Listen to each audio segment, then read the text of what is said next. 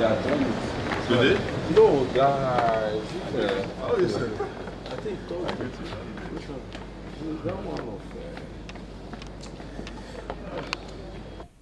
You all recall that when the war against Iran started, I condemned it categorically that the U.S. has no right to be attacking and killing people in countries that they have disagreements with, and the same thing with Venezuela. And you noted that all of the nations that were the target of the U.S. are countries that have oil. So you can't divorce their current aggression from their quest to dominate the energy market or ruin it, as the case may be. But what is an irony is that oil prices have gone up by almost 50%. Nigeria is at this point selling a barrel of crude for more than $100 per barrel. So Nigeria should be making money. The Nigerians should be smiling. It should not affect us. We should be the ones. This is actually the time to restore subsidy because we are selling oil way above the price that it was pegged for the budget. So already in just 1 week of this war, Nigeria has surpassed what ought to have been its budgetary provision in the oil sector. But as it is the case always, Nigeria hates its people. I'm talking about the leaders. And whenever they find an opportunity to make life difficult for them, even when there's an alternate opportunity to make life easy, they always just go the other round or the other way, which is to make life difficult for Nigerians. Otherwise, we should be talking about cushioning the effect of the economic hardship brought upon Nigerians by the completely unreasonable and blind public economic policies of the Tinubu regime. Because now we have excess crude.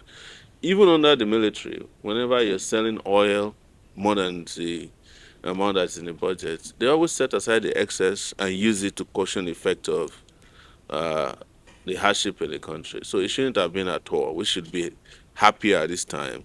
We shouldn't be happy that there's war, but we should be happy that we have more money in our in our treasury to use to service our own people.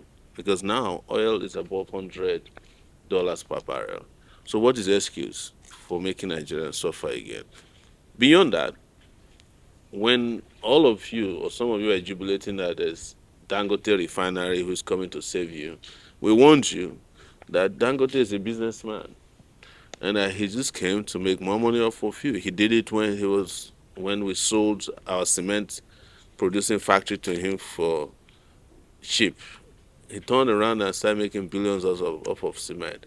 So Dangote is not in the business of saving people. He's a businessman, a racketeer in economic sense, and those who benefit from your misery.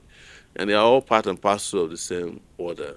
What Nigeria ought to have done, while Dangote was building his refinery and they were supporting it, so have built his own refinery as well. Why Dangote, if an individual can build a refinery that can service the entire country, the country itself should be able to build 4 other refineries that could be better than that of Dangote because we ended up subsidizing Dangote in building his refinery. So why couldn't we have built our own refinery for the same period that Dangote built his own? It's because Nigeria has been sold, for cheap to the so-called capitalists. And there's no capitalists anywhere. These guys are just buccaneers who profit off of your misery.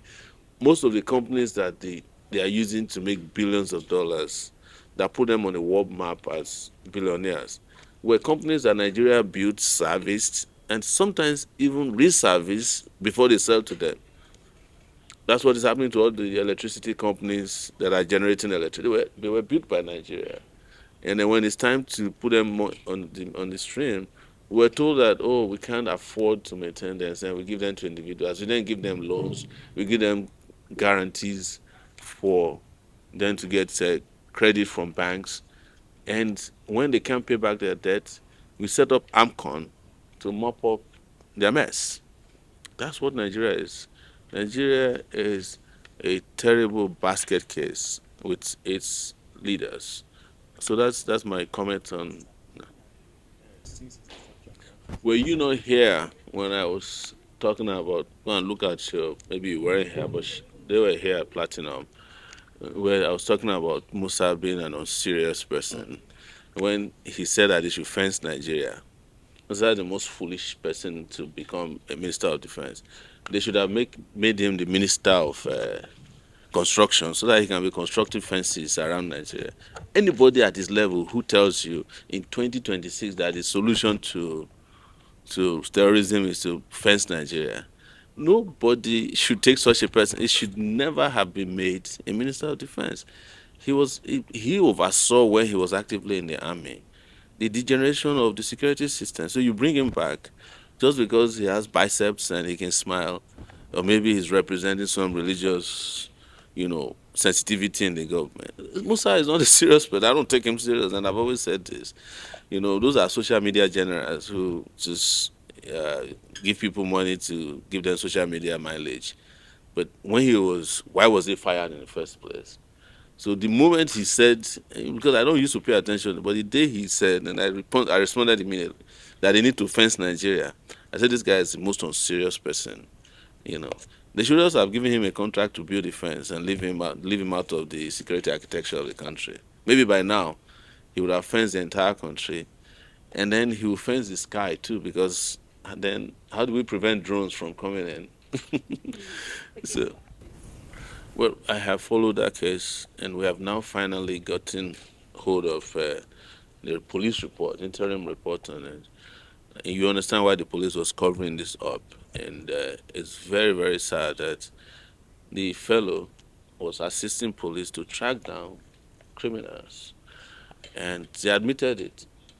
And he was doing it as a youth copper, and eventually, when in the course of working with the Akunzo police, this criminal SARS, they've changed the name to RS now, Rapid Response Service, whatever they call them, and discovered that these people were committing atrocities. He took the story as a whistleblower to the internet and provided evidence, and then they turned on him and made him become the victim of the crime he was fighting against. And when they took him to court, the judge granted him bail. Since 2024, they made sure he couldn't meet the bail condition by arresting the bail itself with another ex parte motion, which a judge should never have granted. But that's not the issue. And interestingly, all the police officers who were indicted in the report that the Nigeria police by itself did promote have all been promoted.